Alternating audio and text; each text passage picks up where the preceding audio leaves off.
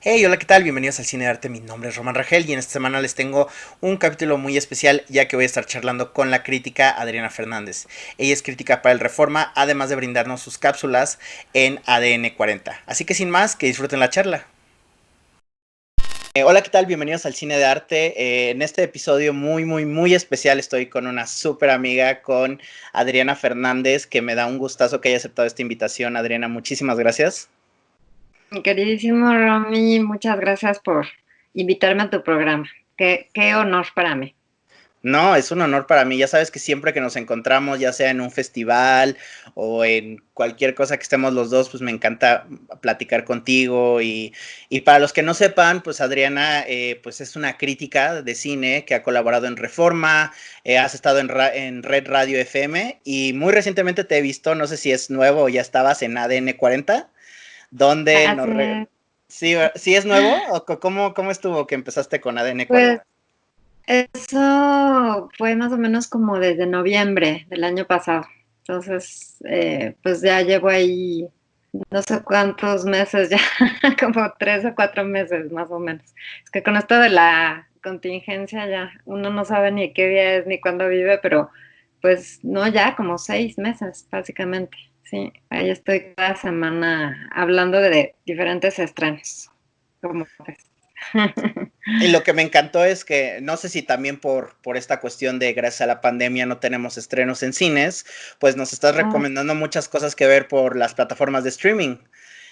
así Y, es. y también nos has recomendado cosas que no debemos ver, que también he visto que en el programa lo mencionas, ¿no?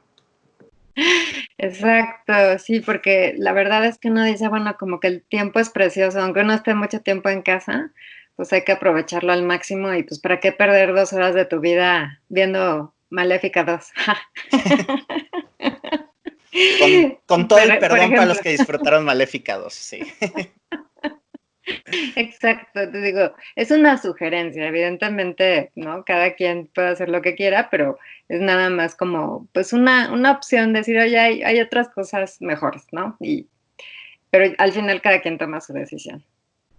Y de entrada, pues quería también preguntarte por estos tiempos muy interesantes, donde justamente, a mi parecer, estamos viendo una gran oleada de contenidos en estas plataformas digitales y también contenidos que a lo mejor de otra manera no estaríamos consumiendo. Me dio mucho gusto ver que tú recomendaste también cortometrajes en uno de, lo publicaste en Reforma, me parece el artículo, y también en ADN 40, y es algo que, por ejemplo, los cortometrajes, pues nosotros pensamos, pues sí, hay una producción de cortos, la mayoría, muchos de ellos se pueden ver de forma gratuita en YouTube o en Vimeo, pero realmente no hablamos de ellos como hablaríamos de una serie o de una película. Entonces cuéntanos, ¿crees que hay algo bueno, algo positivo de esta contingencia de consumir otro tipo de contenidos?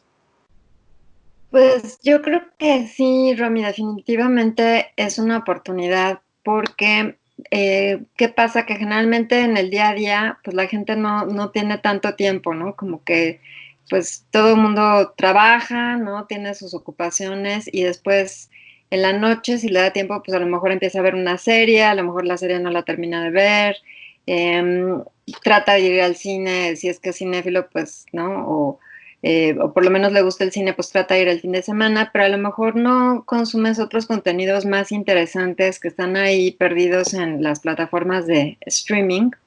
Y es un poco la idea, ¿no? Que puedas encontrar estos contenidos diferentes que también son atractivos y que a lo mejor no necesariamente son nuevos, porque luego tendemos mucho como a consumir todo lo que acaban de estrenar y a lo mejor pueden ser películas, por ejemplo, que ya se estrenaron hace tiempo y que pasaron a lo mejor un poco desapercibidas, o pueden ser, por ejemplo, buenas series o buenos documentales, que yo sé que a ti pues es tu mero mole, pero yo creo que hay un contenido muy interesante que se puede consumir y al tener pues un poco más de tiempo en casa, ¿no? También es complejo a veces porque pues los que estamos en casa pues no solo estamos, digamos, dedicados a ver películas, ¿no? Pero tienes más tiempo a lo mejor en la noche o en la tarde y puedes acceder a estos contenidos de manera más fácil, ¿no? Y también como que hay esta dinámica de muchas distribuidoras que están subiendo estos contenidos, como Cine Caníbal, por ejemplo,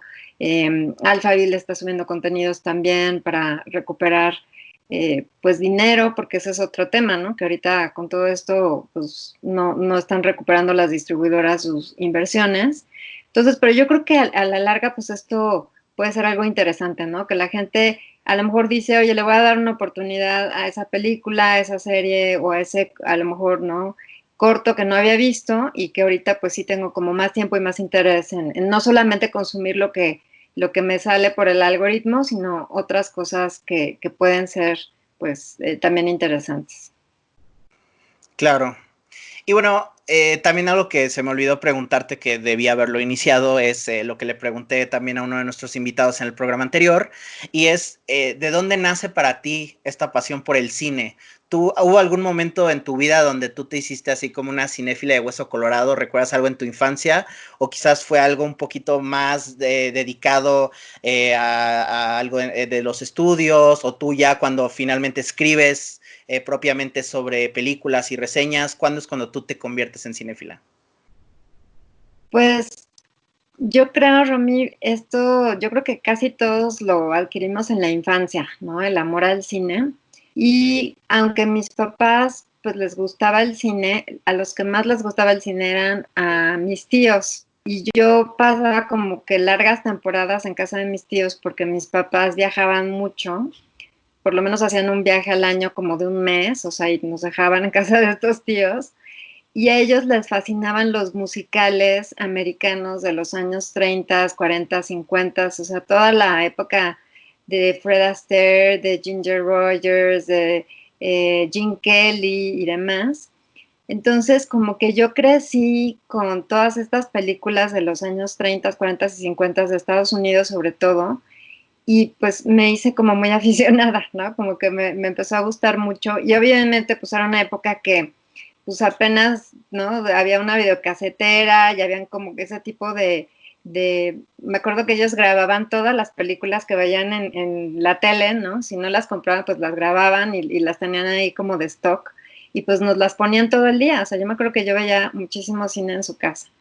Y yo creo que de ahí, es más, me acuerdo también una vez que fuimos, era Thanksgiving, porque mis abuelos maternos vivieron mucho tiempo en Estados Unidos, entonces tenemos como varias tradiciones americanas y una de ellas es celebrar Thanksgiving. Entonces me acuerdo que fuimos a celebrar Thanksgiving a un lugar en México, cerca del centro, se llama el University Club. Saliendo de allí, pasamos por un cine que no me acuerdo ni qué cine era, digo, yo tendría yo creo que 12 años o 11, no sé, y vamos viendo que en la cartelera estaba Singing in the Rain. Y entonces, bueno, casi les da un ataque cardíaco a mis tíos porque iba con ellos. Y se bajaron en ese momento, se estacionaron el coche y dijeron, vamos a ver Singing in the Rain ahorita, ¿no? Entonces, me acuerdo perfecto de eso, o sea, de decir, es que es la oportunidad para verla en pantalla grande, ¿no? Porque no había manera de verla. Entonces, yo creo que sí, sin duda, eso fue como definitorio para mí, ¿no? Para que me convirtiera, pues, en una amante del cine. Y pues ya estudiando comunicación, compraba mi abono para irme, echarme toda la muestra de la Cineteca y toda la de la UNAM y, en fin, ¿no? O sea, como que sí, era como que, pues, muy importante para mí poder ir a estos festivales y estar cerca del cine. Así fue como empecé. Oye, y pues digo, también no sé cuántas personas lo sepan, pero pues tú tienes un doctorado en historia de la Universidad Iberoamericana y quiero preguntarte la razón por la que tú escogiste el tema para tu tesis de la historia de la censura del cine mexicano de 1900, del 31 al 65, creo, ¿no? Fue de tu tesis. Exacto, sí, Y, así y es. ¿cómo llegaste tú a por qué escogiste este tema como para tu tesis? Pues mira, lo que sucede es, cuando yo iba a hacer mi tesis, la quería hacer sobre los Estados Unidos y cómo, imagínate el tema, cómo los revolucionarios americanos habían utilizado los medios de comunicación, básicamente el periodismo, para lograr apoyo y lograr la revolución americana. Ese era mi tema original. Pero, pues justamente Julia Palacios, que está en la Ibero, que es experta además en historia del rock and roll y de la música y tal, me dijo, ¿sabes qué, Adriana? Sí, pero te tendrías que ir a Estados Unidos 6 meses, ¿no? Un año a la Biblioteca del Congreso. Y dije, no, pues sí está un poco complicado irme. Entonces, les platicé a mis papás y mis papás me dijeron, oye, cuando yo iba a misa, ¿no? Con tu abuelo, saliendo de misa, había unas hojitas que se llamaban las hojitas de apreciaciones. Y esas hojitas las hacían los jesuitas. Y en esas hojitas te decían, te daban como que una orientación, digamos, eran como los críticos de cine de la época, ¿no? Pero obviamente con todo este perfil, pues, religioso y moral y demás. Y ahí te ponían, de acuerdo a la película, una clasificación. Entonces, por ejemplo, te ponían algo así como, A era así como sin restricciones, ¿no? Podía verla toda la familia.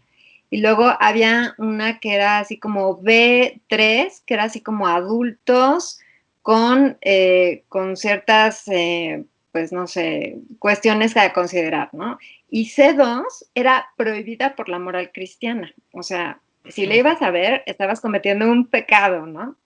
Entonces me acuerdo que me dice mi mamá, es que, o sea, tu abuelo la veía y decía, mijita, sí puedes ir a ver esta, pero no puedes ver esta porque, ¿no? Aquí te lo están poniendo. Y todo eso lo hacía, no eran los jesuitas, pero era la Liga de la Decencia Mexicana, los que hacían todas esas hojitas.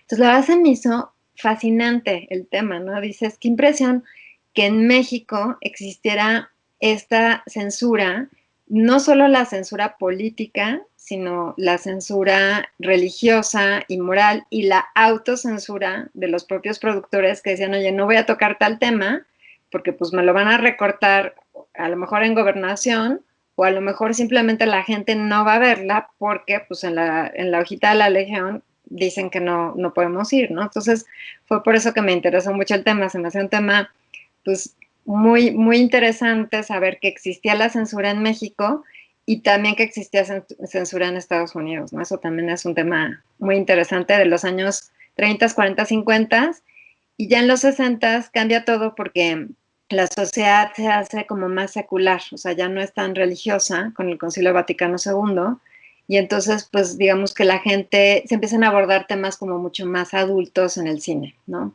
Y también influyó la televisión, pero bueno, ese es otro rollo.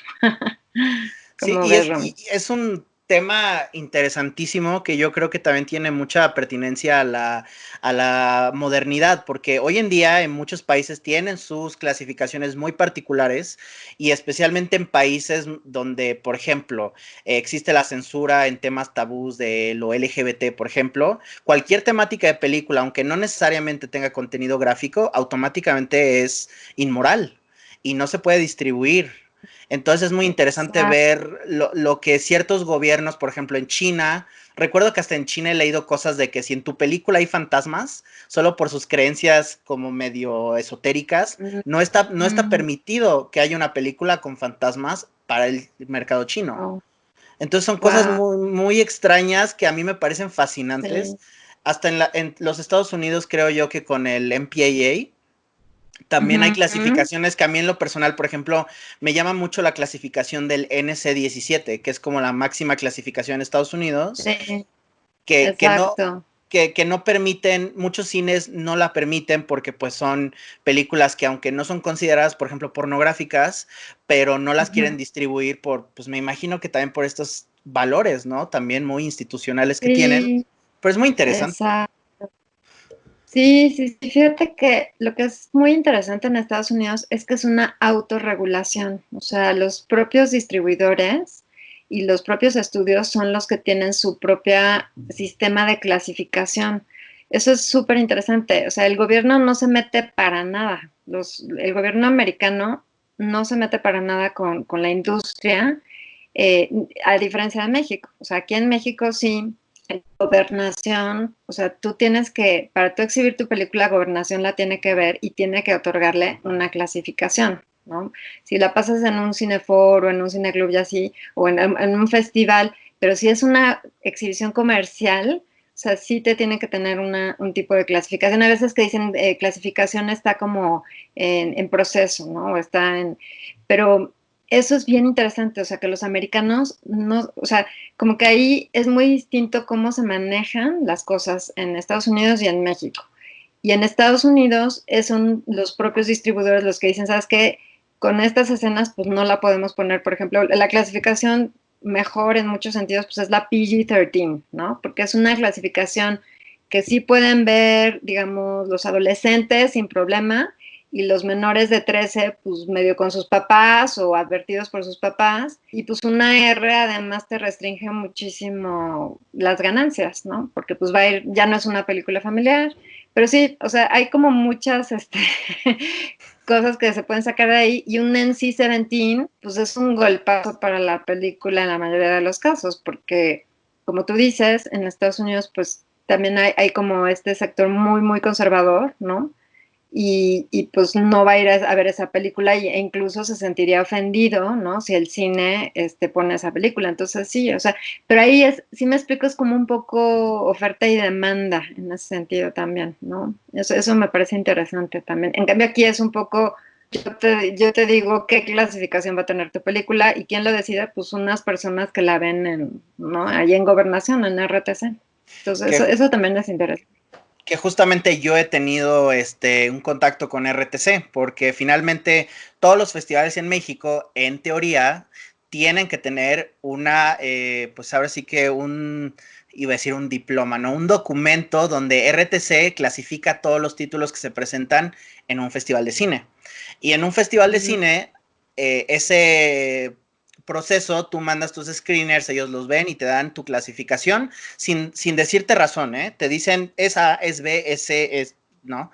Entonces, y es gratuita para los festivales, pero si tú tienes tu película, sí hay un costo, que no recuerdo cuánto es el costo, pero yo recuerdo que cuando salió el documental de Hasta los Dientes, no sé si tú lo viste, sobre estos chicos que los asesinados. Sí, en Monterrey. Ajá, sí, sí. A mí se me hace una película fuertísima, o sea, muy, muy, muy fuerte, y le pusieron clasificación A, y así en Ay, Documenta la pasamos, no, clasificación A, y yo les escribí, no, no.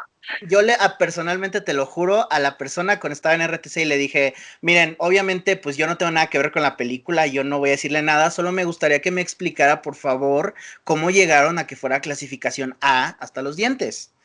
Y ya Sí, me sí. salió así un correo muy propio de ellos, donde me dijo que no Ujú. tenía escenas tan gráficas y que no sé qué. Yo digo, tú estás contando lo gráfico como si fueras, ahí hay un balazo de sangre, allá hay un desnudo, pero no estás tomando en cuenta el tono de la película. O sea, ¿cómo va a ser una película familiar hasta los dientes? Es absurdo. Claro, sí, es absurdo. La verdad es que sí, yo también a veces les he mandado así como por Twitter, así como menciones, y les digo, oigan, ¿cómo pusieron tal película? No sé, ahorita no me acuerdo exactamente cuál, pero sí de repente son bastante mangancha, ¿eh? Porque además no es lo mismo una clasificación B15 que una clasificación R, ¿sí me explico? Porque Ujú. R en Estados Unidos es menores de 17 tienen que ir acompañados de un adulto, o sea, a fuerza. Y en México B15 van niños de 12 años, Sí. porque no hay ninguna restricción, ¿no? Entonces, o sea, lo que veo es que como que tendrían que ser más cuidadosos en cómo clasifican, y sí, definitivamente hasta los dientes o sea, es ridículo que la hayan puesto como clasificación A. O sea, va una familia con sus hijos chiquitos o ni tan chiquitos, ¿no? De 12 años o de 10, y pues imagínate el trauma de ver eso, ¿no? Entonces sí, totalmente de acuerdo. Bueno, ya creo que nos desviamos un poquito del tema, pero está muy interesante. Sí, Yo te quería sí. platicar, Adri, que pues, o sea, tú eres un crítico, digamos, y yo te voy a confesar, yo siento que los críticos están en peligro de extinción, que realmente yo recuerdo de niño, pues un crítico para mí era un catedrático, era un estudioso, alguien cuyos ensayos o reseñas de películas pues abrían una discusión, no era simplemente decir si la película era buena o era mala, ¿no? Era abrir un discurso de los temas de la película. Y yo recuerdo que en Estados Unidos bueno, yo no leía muchos críticos mexicanos de la, entre comillas, vieja escuela, como el maestro Jorge Ayala Blanco, Paul Leduc, pero yo sí veía mucho el programa de Roger Ebert, me encantaba leer los Siskel and Ebert, a A.O. Scott y todos estos críticos que me encantaba. Y yo te quería preguntar si hay, no sé, con la llegada de todo lo digital, de que cada quien pudiera tener un blog, que ya no necesitaras un editorial o alguien que te publicara, que ya cualquier persona cinéfila podría dar su opinión y hay blogs buenísimos o videoblogs en YouTube. Si de alguna manera eso menosprecia la labor del crítico o todavía es relevante hoy en día. Pues yo creo que es una discusión interesante, Romy, que ya lleva algún tiempo. Yo creo que ahí también hay que distinguir un poco entre el ser un crítico y el ser un influencer o un relacionista para las películas, ¿no? Porque, pues digo, hay varios colegas que realmente lo que hacen es como un poco pues, servir como de promoción a la película más que realmente criticarla, ¿no? O sea, como que te estaban diciendo, no, pues yo no te voy a decir si la película es buena o mala, yo nomás te voy a decir que tiene estos personajes, que tiene, ¿no? Esta trama y que no te la puedes perder, ¿no? Entonces al final era como, si de plano era muy mala, pues entonces eso se ha dado mucho en la parte digital. No quiere decir que todo sea así, ni mucho menos. Yo creo que todavía los medios como más establecidos pues siguen siendo como esta piedra de enfoque, ¿no? Donde puedes recurrir a buscar estas voces, como tú dices, de pues como un poco más estudiadas o con más, con una apreciación distinta. Ahora, eso no quiere decir que lo digital no sea válido, yo creo que también hay de todo, ¿no? Entonces yo creo que más que el medio como tal, porque, por ejemplo, hablando del Reforma, pues el Reforma se edita en impreso y también tiene la parte digital, ¿no? O sea, tienes como las dos cosas. Pero yo creo que en general hay una explosión de información y lo que va a tener que hacer la audiencia, pues es buscar aquellas personas que sientan que son como más creíbles o que van más de la mano de lo que ellos están buscando, ¿no? Yo creo que va a haber audiencias para todo y como te diré, como que es algo que va a ir evolucionando también, ¿no? O sea, yo creo que por una parte están estos medios como muy establecidos, pero pues por ejemplo ahorita, ¿no? Con todo lo que está pasando, que la gente pasa mucho tiempo en casa y mucho tiempo conectada a internet y demás, y que los periódicos, por ejemplo, pues se están haciendo cada vez más flaquitos porque no hay publicidad, o sea, la publicidad impresa ahorita está sufriendo muchísimo, especialmente en cuanto a espectáculos, pues lo sabes, ¿no? Porque pues no hay cines, los restaurantes están cerrados, no hay conciertos, en fin, no hay nada. Entonces todo eso está afectando a estos medios como tradicionales y pues es el momento de reinventarnos también, ¿no? Como de adaptarnos y pues yo generalmente no hacía ninguna recomendación en streaming, ¿no?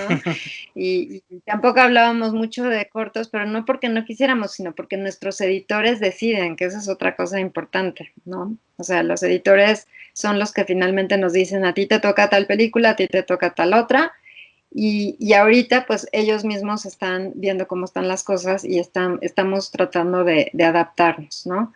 Entonces, yo creo que mucho va a tener que ver con pues la calidad de los contenidos más que nada, ¿no? No tanto el medio per se, sino si la calidad sigue siendo, si la calidad es buena y si el contenido es pertinente e interesante.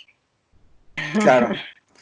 Sí, yo justamente estaba pensando bueno, es una conversación que también se ha tenido ya a lo largo de varios años y algo que yo he pensado mucho que es como este rol del crítico. Yo vi un documental hace unos meses sobre Pauline Kael, que ya era una crítica de las críticas más influenciales durante su época y en esa época, por ejemplo, lo que ella decía, ella podría darle éxito a una película o destruir una película literalmente con una crítica. Si ella decía que la película era una porquería, la gente la leía y decía no vamos a ver esa película.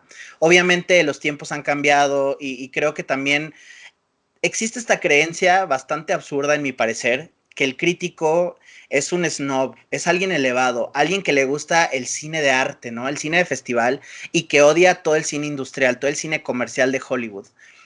¿tú crees que ese tipo de mentalidad se refleja en la actualidad, de que los críticos sean así tan cuadrados, o ciertamente son prejuicios que arrastramos desde hace ya mucho tiempo?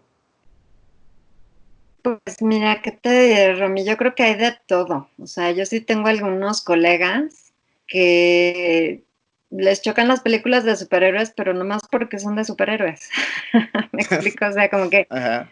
no te dan ninguna razón, no dicen, oye, porque no me gusta, no sé, los personajes, o está mal escrita la historia, o me explico, o sea, es simplemente de entrada la desprecio profundamente porque es una película de superhéroes y de Hollywood, ¿no? Entonces, esa postura sí me parece muy snob, la verdad, o sea, como que siento que el cine lo tienes que disfrutar. Yo creo que cuando eres cinéfilo te gusta, ¿no? O sea, no te digo que todas las películas, evidentemente no, pero como que disfrutas el cine y disfrutas todos los géneros y lo que te llama la atención pues es o sea, la película en sí, pero así como que digas, no, es que yo, o sea, así tal cual, estuve en una mesa redonda y uno de los críticos, ¿no? Decía, no, es que yo no voy al cine a entretenerme. Entretenerse es como un perro con su hueso. Y yo así. Y yo, ok. Entonces, esa actitud me parece muy snob, ¿no? Entonces, ¿cómo te diré? O sea, yo creo que sí hay esa parte del crítico, como que hay extremos, ¿no? O hay el crítico que es así como yo nomás, Tarkovsky, ¿no? Y Haneke, ¿no? Y te escribe unas críticas además complicadísimas y puras referencias oscuras, ¿no? Y pues claro, el lector promedio a lo mejor dice, ¿qué es esto? O sea, no sé, ¿no? ¿De qué me están hablando? No tengo la menor idea.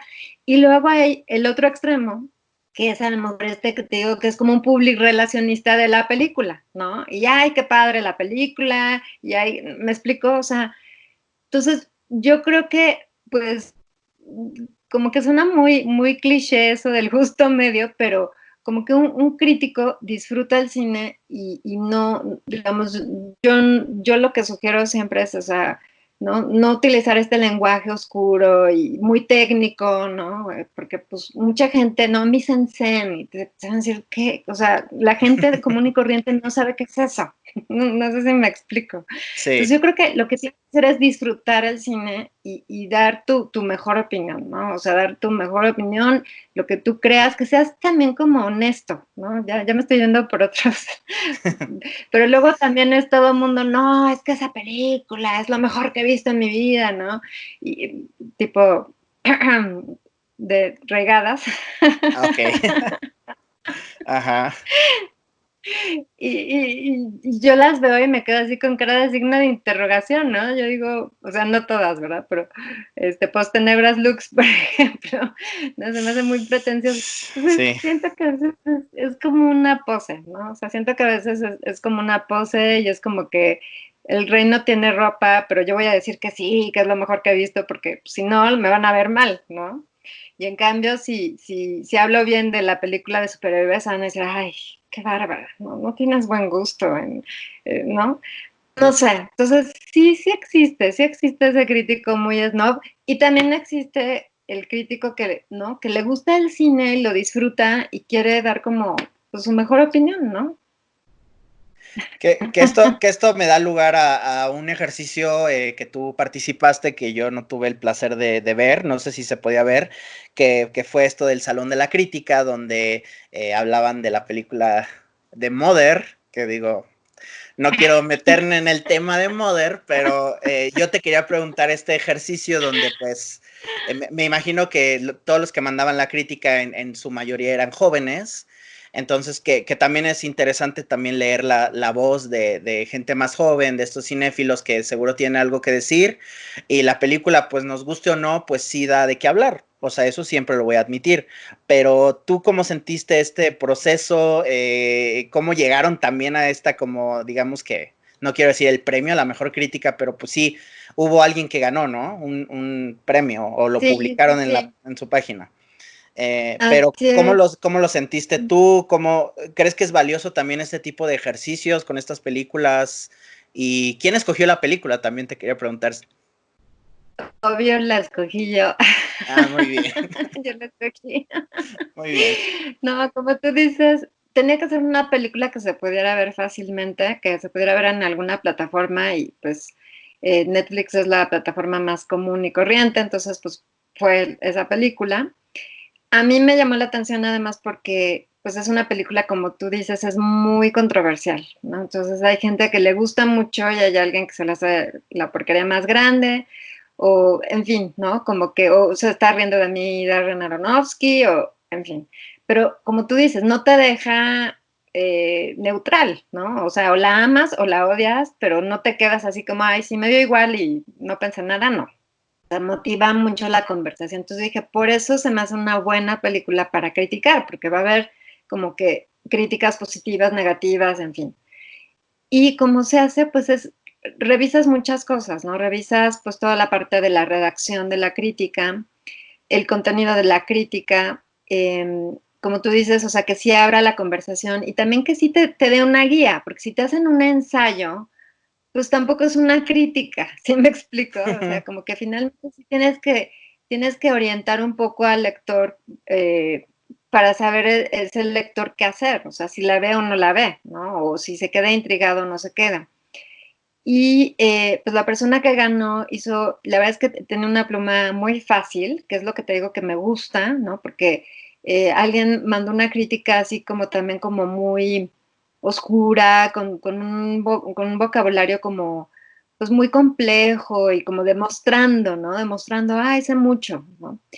Y eso cae gordo, la verdad, es pretencioso, ¿no? Es lo mismo que hacen algunos directores de cine que son muy pretenciosos. Entonces, como que el chiste es este, ¿no? Que te demuestre sí conocimiento, pero tampoco así como, ¿no? O que tampoco la haga como muy personal, porque también una crítica pues tiene que como que jugar un poco y decir, ¿sabes qué? Si la sientes como demasiado personal la crítica, pues como que, a menos de que seas como el maestro Jorge Ayala Blanco, alguien así, pues se la compras, pero si no dices, ay, pues quién es, ¿no? ¿Quién se cree para estar utilizando ese lenguaje o haciendo esa recomendación?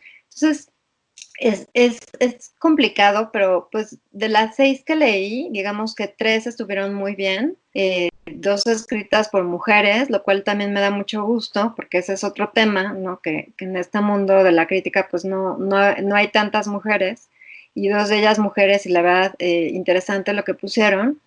Y el que ganó fue un hombre, pero lo escribió muy bien, o sea, me gustó mucho porque como que hizo varias, o sea, como que era una crítica muy redonda, que eso también es interesante, porque hay críticas que están como por todos lados, ¿no? Como que empiezan con una cosa, luego se van con otra, luego, y como que termina y no entendiste bien el mensaje, y este como que redondeó muy bien su concepto y abrió muy bien y cerró muy bien. Entonces, pues me gustó su crítica y por eso ganó. Muy bien. Sí. Sí, y también pues ahorita que hablaste de esto de que había 2 mujeres también que te dio mucho gusto, pues obviamente el tema, ¿no? También donde en toda la industria del cine, bueno, en todas las industrias en general, ¿no? Es que a veces la voz femenina pues se queda ahogada bajo pues el dominio de hombres y en la crítica no es la excepción. Y tú eres una de las pocas críticas en la actualidad en México, digo, también no podríamos dejar de obviar a Fernanda Solórzano, que obviamente ella publica también muchísimas cosas y también tiene distintos programas y eso, pero me parece muy interesante que la manera que tú escribes o también que Fernanda Solórzano no es un acercamiento femenino de decir, ay, bueno, a ver, vamos a escuchar la opinión femenina, sino es una opinión igual que todos y que el cine también se observa también como pues nosotros, no por nuestro género. Entonces se me hace muy retrógrada el decir que una mujer va a escribir como si fuera una blanquita palomita, ¿no? No sé si las que escribieron de Mother, ay, pues es que obviamente se enfocaron nada más en Jennifer Lawrence y en su rol como esta mujer victimizada en la película, o sin embargo exploraron todo, porque obviamente Mother también se presta a hablar de esta como lucha también de géneros, que no solo existe a nivel metafórico, sino a nivel literal en la película. Así es. Entonces, no sé si fueron estos textos también muy interesantes al explorar distintas como interpretaciones de la película. Pues sí, Fíjate que eso quizá fue lo que me gustó, que no le dieron una perspectiva como demasiado de género, porque eso también siento que tiende a estar un poco, pues, choteado, por así decirlo, ¿no? Y quizá sí se mencionó, bueno, evidentemente, ¿no? Que el papel de Jennifer Lawrence es un poco como esta eh, esposa que está, pues, como muy sufrida, ¿no? Como, bueno, sufrida y no, porque es cosa como que ha estado al lado de él, pero él como que no le hace mucho caso y ella como que aguanta, ¿no? Que le invadan la casa y le rompan la tarja de la cocina y cosas por el estilo. Pero no, como tú dices, fue algo como más neutral. Entonces yo creo que eso estuvo bien. Como tú dices, es como una opinión sin darle como estas otras lecturas que a lo mejor, digo, es igual de válido, pero no lo vi presente en particular en en las dos críticas de estas dos mujeres que escribieron la crítica de Mother. Entonces, estuvo bien.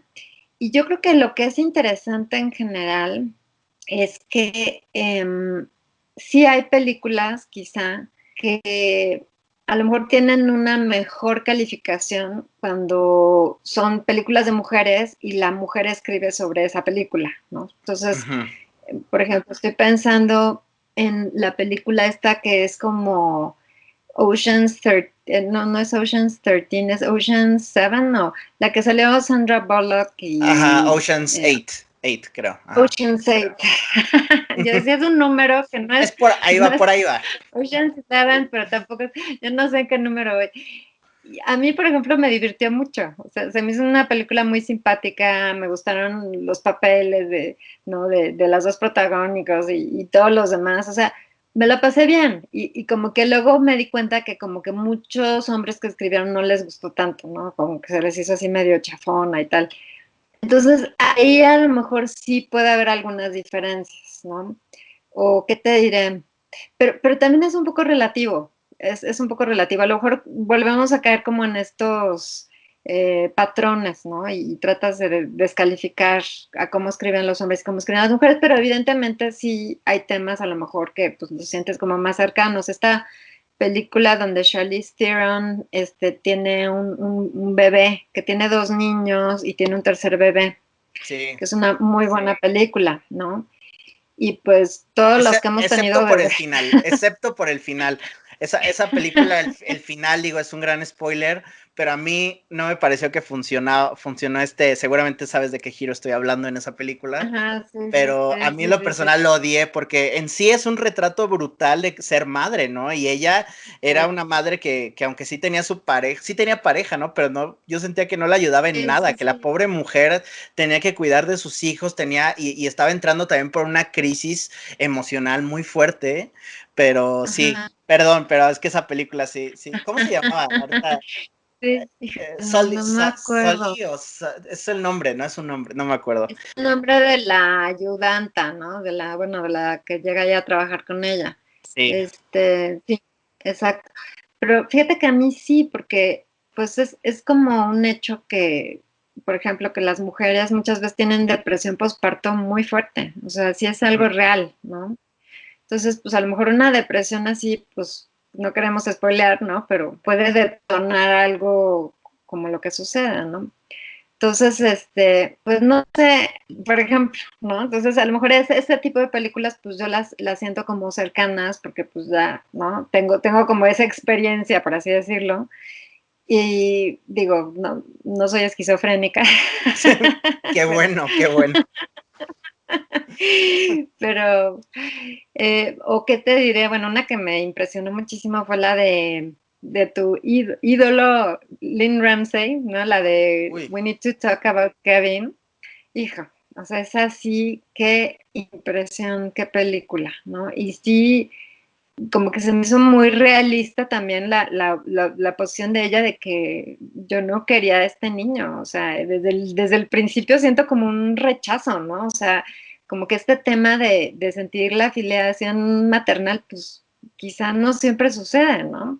Entonces, esa es una muy buena película, pero claro, o sea, como que ese tipo de conexiones las haces cuando tienes esta experiencia a lo mejor, ¿no?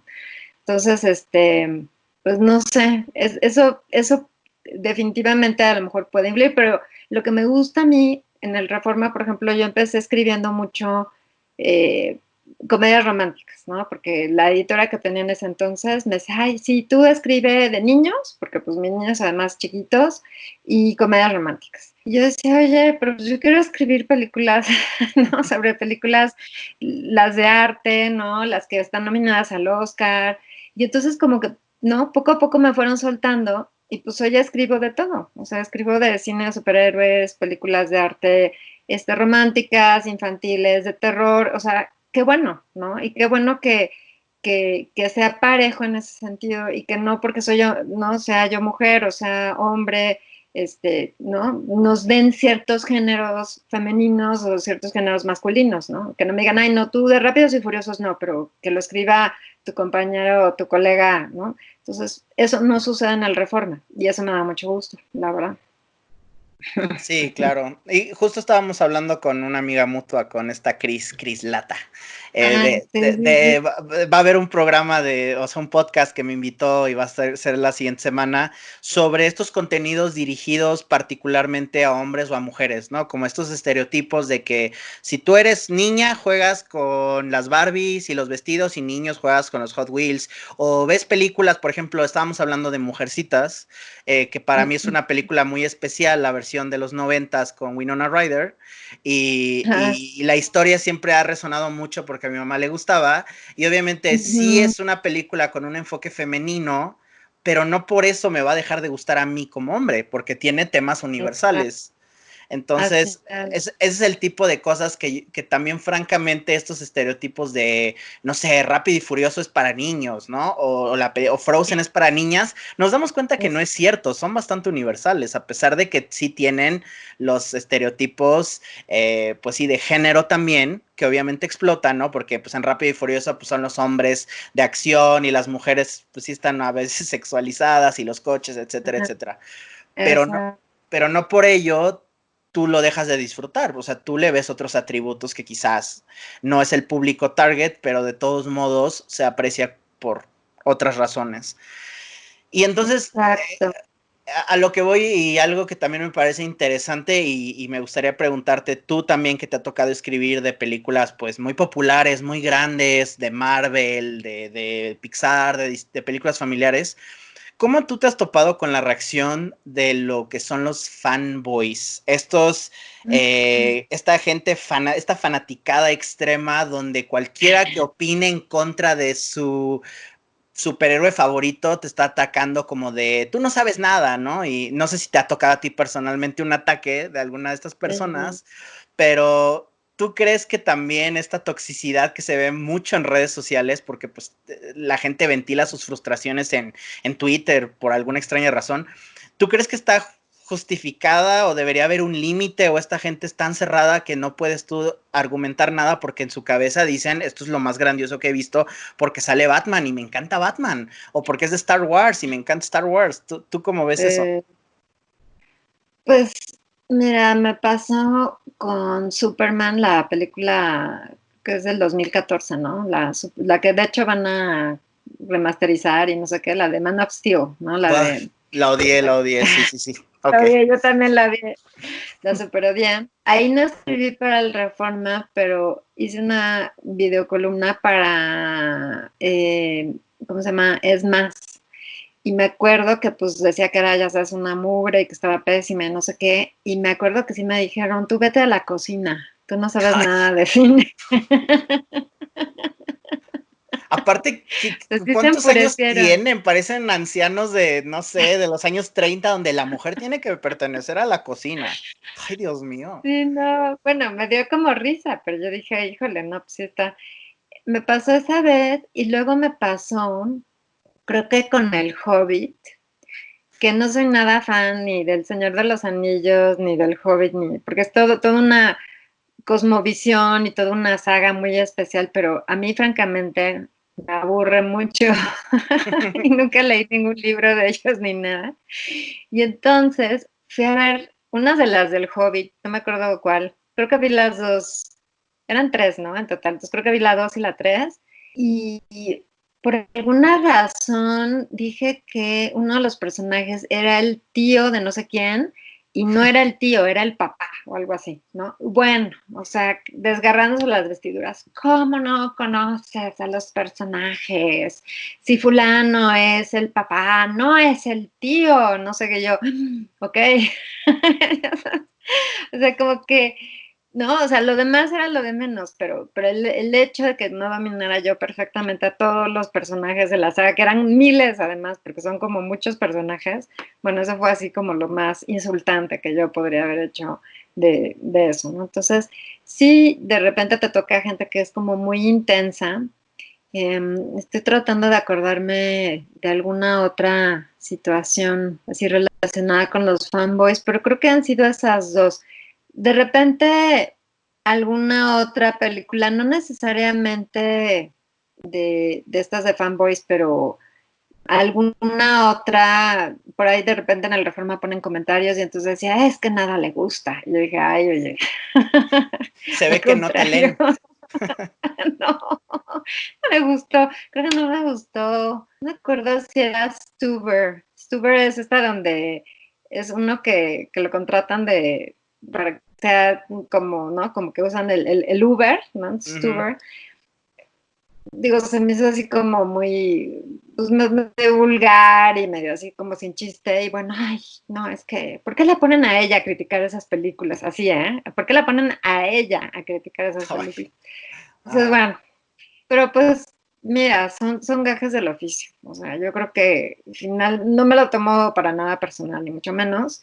Y afortunadamente, hasta ahorita en Twitter, la verdad es que creo que no, nunca me ha pasado así como de repente alguien, pero pues como a todo mundo. O sea, yo creo que, o sea, no, afortunadamente no he sufrido mucho de eso. O sea, me ha pasado algunas veces, pero no ha sido algo recurrente, afortunadamente. la que sí ha pasado por mucho esta Fernanda Solórzano, cuando dio una crítica positiva a Cindy la Regia, se le echó encima a medio mundo que era una vendida, que cómo promovía comedias tontísimas mexicanas y no sé qué. Y yo finalmente pensando, a ver, para empezar, Fernanda Solórzano te va a argumentar el por qué te está diciendo que si es buena o no la película. Tú nada más estás poniendo un tweet de que no sabe nada. Entonces, ¿cómo quieres tú, no sé, ponerte al mismo nivel que una persona que se toma su tiempo para escribir una crítica y tú nada más estás poniendo un tweet que literal estás rascando la panza en tu casa y viste el telefonito y estás escribiendo? Y también es esta gente que es muy doble moralista, porque como tú bien Ah, decías, en los cómics, si no te gustó la de Superman, es que tú obviamente eres una mensa que no has leído los 800,000 cómics de Superman, que son como la Biblia para ver la nueva película, que igual no tiene nada que exacto, ver. Pero después tú exacto. criticas algo y te dicen, ay, te tomas todo muy en serio, es solo una comedia babosa, disfrútala. Dices tú, me estás pidiendo que te lea una Biblia antes para disfrutar la peli y luego me estás diciendo que me relaje y no piense, o sea, es absurdo, es una, o sea, Exacto. a mí me molesta mucho y yo lo que siento que es muy hiriente es que aunque uno no se lo quiera tomar personal, pero cuando te andan bombardeando de ataques, pues sí tiene efectos. Y yo, por ejemplo, Ah, Fernanda, hasta he visto que ella dice, es que yo ya estoy harta del dichoso, ah, del mendigo Twitter, ¿no? Y digo, yo no sé, tú en tu caso, si recibieras así como un bombardeo de ataques, ¿tú también pensarías en dejarlo? O tú sí bloquearías gente a diestra y siniestra? Porque también se puede afortunadamente bloquear. Y, y algo que creo que está haciendo Twitter, que no sé si viste en estos días, es que tú ya puedes ajá, postear y que solo comente tus seguidores, que se me hace muy interesante. ¿Tú qué piensas de ah, esa nueva modalidad de Twitter? pues mira, por una parte está bien, en el sentido de que sí es un ambiente muy tóxico, ¿no? Y hay gente que se dedica a golpear por golpear. Quizá lo único, pues, es que aunque te contesten, te pueden contestar alguien que te sigue y luego dejarte de seguir, o sea, como que, ¿no? O sea, te Sí, sigue para contestarte y luego te deja de seguir. Entonces, no creo que sea infalible y yo creo que un poco la idea de Twitter, pues es que todo el mundo pueda tener acceso, porque si no, pues mejor tienes tu cuenta privada y nada más te leen, ¿me explico? O sea, sí, tus la gente a la conocidos, tus que... amigos, sí. Exactamente, pero pues yo creo que la idea de Twitter es que tengas como este acceso a esta red que te puede leer todo el mundo y todo el mundo puede opinar bien o mal.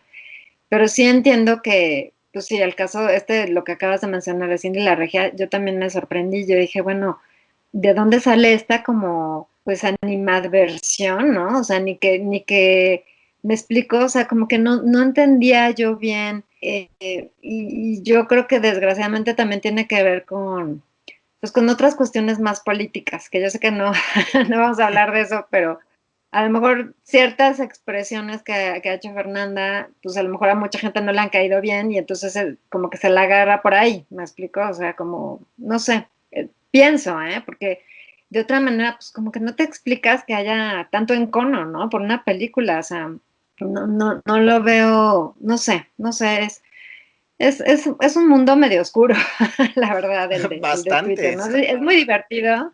A mí me divierte muchísimo y sin duda es la red social que más me gusta y la que más tiempo estoy, pero híjole, o sea, puede ser complicado y pues no sé, o sea, yo creo que también, pues finalmente entre más gente te sigue, pues más estás expuesta a este tipo de cosas, ¿no? Porque Claro. pues o sea, evidentemente va a haber más reacciones por todos lados, o sea, es como que van juntos, ¿no?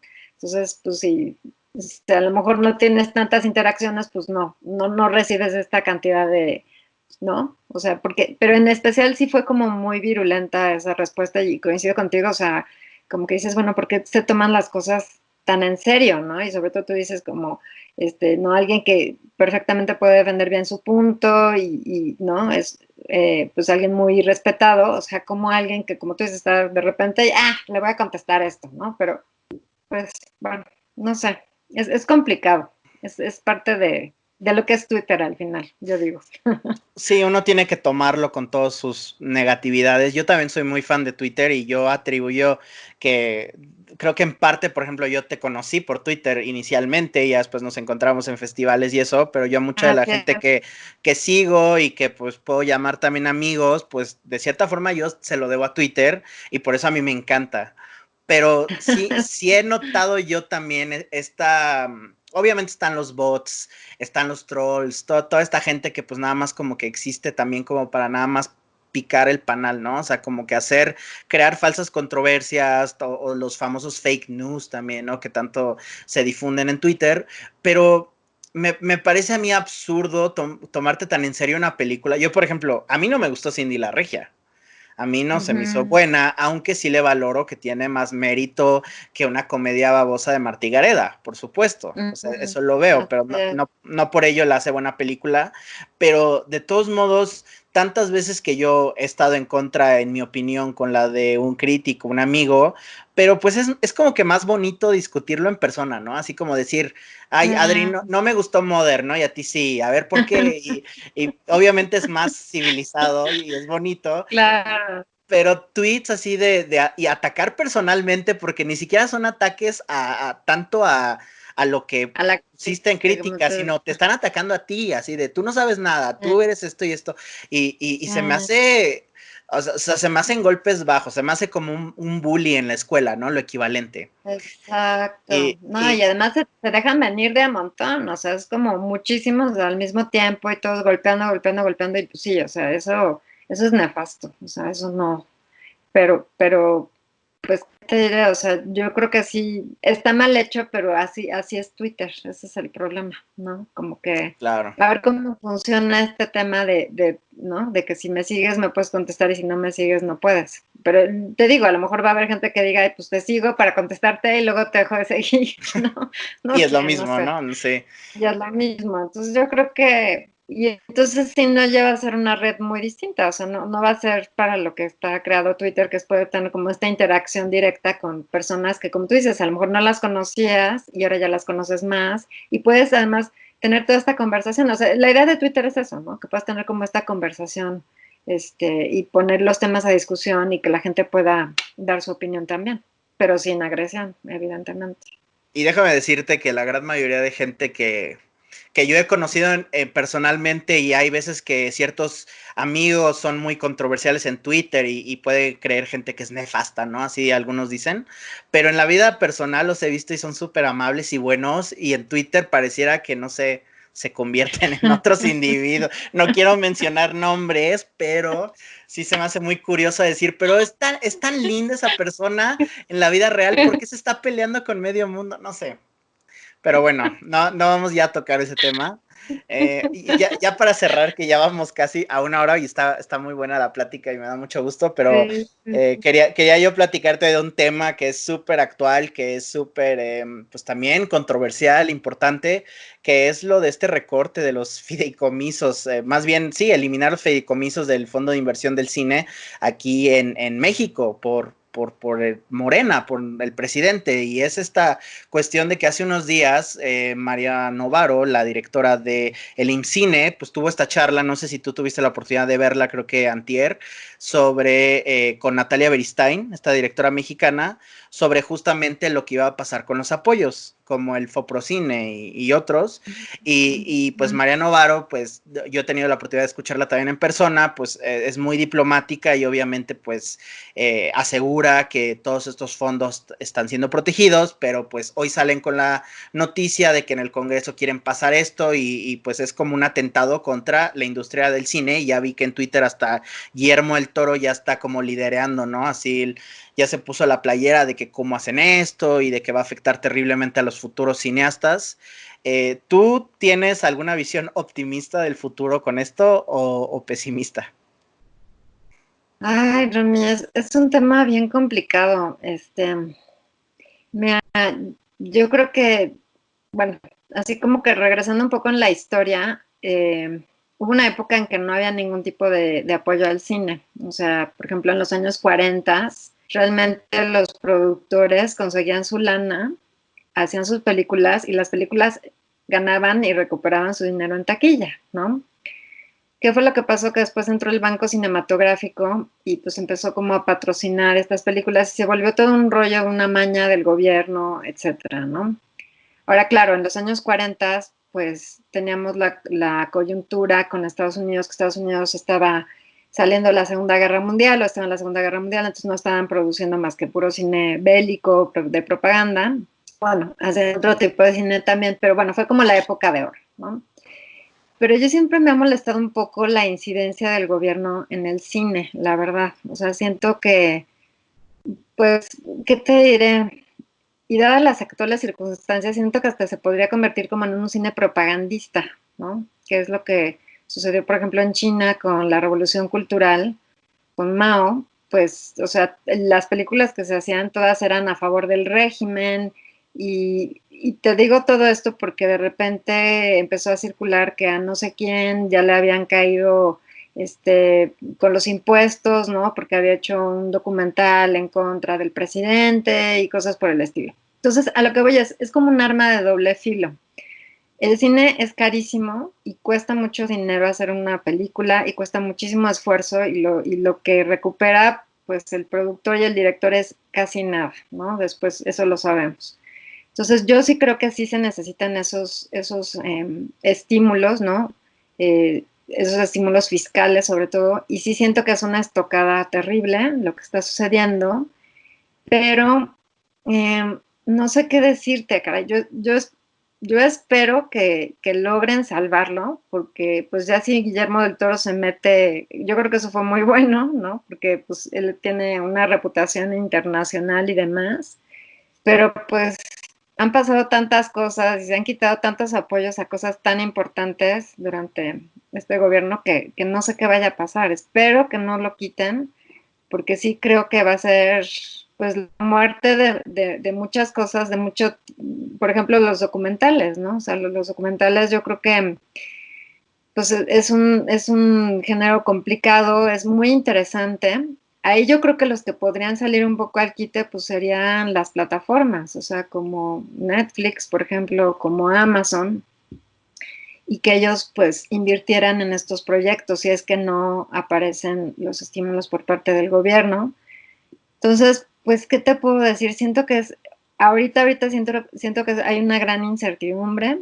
ojalá no los quiten, pero si los quitan, pues a lo mejor una opción sería pues irnos a través de estas plataformas. Claro que el problema pues sería que cuándo se van a poder ver en el cine, ¿no? O a lo mejor recurrir pues a distribuidores como Cinépolis, ¿no? Que está haciendo también pues esta labor de producción también y de distribución y de exhibición. Entonces, pues por ahí a lo mejor podría, ellos de hecho pues están comprando varias películas mexicanas y están como que, pero no sé qué decirte acá. Ojalá no lo quiten.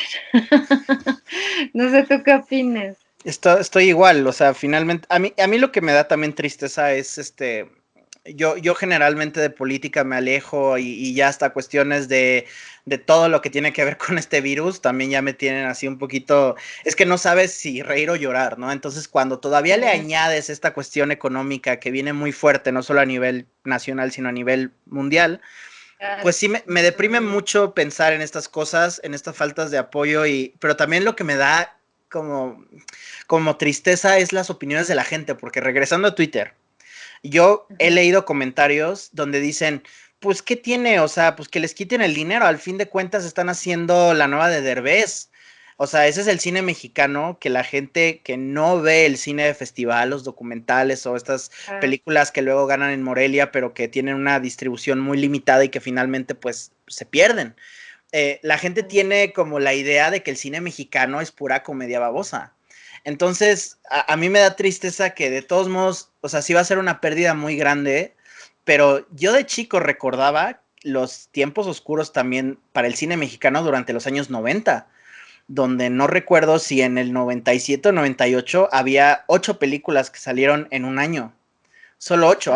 O sea, en estos últimos años tenemos con los documentales más de 150, creo que fueron 170 y tantos el año pasado. Entonces, si es cuestión de que vamos a regresar a esos tiempos donde obviamente las películas que tienen seguro la distribución son este tipo de películas de Martí Gareda, de Eugenio Derbez, de Omar Chaparro, o sea que son fórmulas probadas y muy comerciales, sin embargo todo lo independiente, como dices, van a tener que buscar apoyos de fondos privados. Quizás Netflix va a tener que venir al rescate, quizás Amazon, quizás ahorita Apple o Disney o todas estas que ahorita también la guerra de los streaming viene muy fuerte.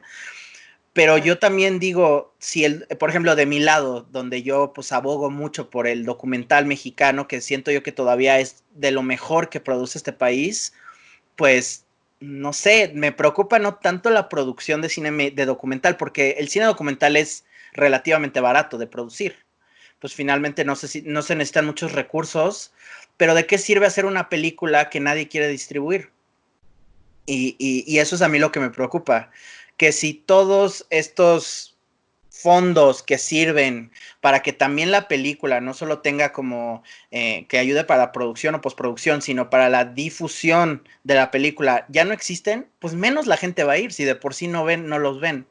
Entonces, yo sí soy un poco pues sí, no quiero ser alarmista ni nada, pero yo siento que sí se vienen tiempos oscuros. Creo que sí lo vamos a superar. También el tema que ya creo que podríamos hablar otras 5 horas del tema de, por ejemplo, las salas de cine en el post-COVID. ¿Cómo vamos a regresarnos a estar todos juntos en una sala de 250 personas viendo un churro palomero? Siento que eso no va a pasar. Finalmente la gente, pues algunos van a tener miedo de ir, de contagiarse y van a sufrir las producciones porque obviamente no hay manera de que sea lo mismo vender para una sala tres cuartas, no menos, de 30% que están diciendo más o menos, que una sala llena con una película de verano y que justamente, no sé si ya viste que el plan de Warner Brothers con Tenet, con esta película de Christopher Nolan, todavía tienen el plan de sacarla el 17 de julio. Entonces es muy arriesgado el plan. Y si esa película fracasa, como yo sospecho que va a ser, porque es una producción original de 200 millones de dólares, y si no hace el éxito que necesita tener 3 veces eso, ¿no? Necesita hacer una película de 600 millones para que mínimo cubra todos los costos. Si no lo hace, ¿qué va a pasar? Pues a lo mejor todos los demás blockbusters pues van a tener miedo y decir no las vamos a sacar, o a lo mejor varias se van a ir a plataformas de streaming, que es lo que también está pasando. ¿Qué es lo que está pasando? Sí, ya ves, sobre todo la de Trolls y la de Scoob y Y les esas fue que muy bien. ya les fue muy bien Sí, en ese es formato, verdad. entonces a lo mejor ese es Ujú. parte del futuro o sea, para mí es un cambio sísmico en la industria y a lo mejor sí van a existir salas de cine, pero de nuevo, van a existir salas de cine para quizás lo más comercial y todo el cine más interesante, pues quizás lo vamos a acabar viendo en nuestras salas, de nuestras casas. Nuestras, pues Sí, sí, pues ah, sí, sí, sí, es un tema, mi querido Romy, pero pues sí, sí. luego platicaremos de eso, lo que lo que va a pasar. Yo creo que, pues mira, esperemos que ya haya vacuna, ya hay buenos resultados. Hoy, justamente hace un momentito leí y dije, hay una buena noticia, por favor. Ujú. Y creo que a las 10 personas que habían inyectado les volvieron a inocular el virus y no se contagiaron. O sea que, o sea, bueno, parece ser que ya hay una cierta luz que probablemente a fines de este año pues haya una vacuna que se pueda distribuir. Y pues una vez que haya la vacuna, pues espero que la vida no será exactamente igual al principio, pero pues poco a poco, ¿no? Hay que ser optimistas. Y pues, ¿qué te digo? De lo otro, del gobierno, que no queremos hablar. Pues Pero, sí, y pues, nos híjole. quedan ya muchos años de todavía de este gobierno. También pensar que, no sé, cuánto lleva nuestro presidente, o sea, lleva un año y cachito, no lleva nada. Se me O echa sea, eterno, pero ¿sabes qué y- es lo que está muy grueso? Y también hablando de Twitter, o sea, que desgraciadamente muchísima gente que votó por él precisamente está en la industria del cine en México, ya sea en festivales, ya ujú. sean actores, actrices, directores, o sea, como toda esta, pues digamos, como que industria creativa, como más liberal y de izquierda, pues apoyó, ¿no? Y ahorita, pues imagínate el trancazo, ¿no? Que te digan, ¿sabes qué? O sea, voy a quitarte todos estos estímulos y voy a hacer tu industria chiquititita, pues sí es una traición muy fuerte, pero yo no me esperaba nada de este señor. Pero ya no diré nada más. Sí, querida Adrián, no, pues ya nos pasamos, de hecho, ya que íbamos a hablar una hora y llevamos más de una hora, pero tú sabes que me encanta platicar contigo y ya nada más para Ay, despedirnos, ¿cómo te encontramos en redes? ¿Dónde te podemos ver? Tus críticas. ay, muchas gracias, Romy. Pues en arroba Adriana99 me pueden seguir en Twitter. Me pueden leer todos los viernes en el Reforma y en Mural en Guadalajara. Y me pueden escuchar en el Heraldo Radio también los viernes, como hacia las 7:40 más o menos. Y todos los miércoles en ADN 40, un horario un poco chusco, pero pues que ahorita la gente tiene más tiempo a las 5:30 más o menos de la tarde, todos los miércoles. Así que por ahí me pueden seguir. Y también sigan a Adri, por favor, en Twitter, más amables, por favor, de todo lo que hemos hablado, pórtense bien, pero ahí la pueden seguir. Bueno, espero que hayan disfrutado de esta charla. Les recuerdo, como bien decía Adriana, que la pueden encontrar en Twitter como @Adriana99. A mí me pueden encontrar como marcador00 si quieren continuar la conversación. Y sin más, gracias por acompañarnos durante este episodio de El Cine de Arte. Muchísimas gracias.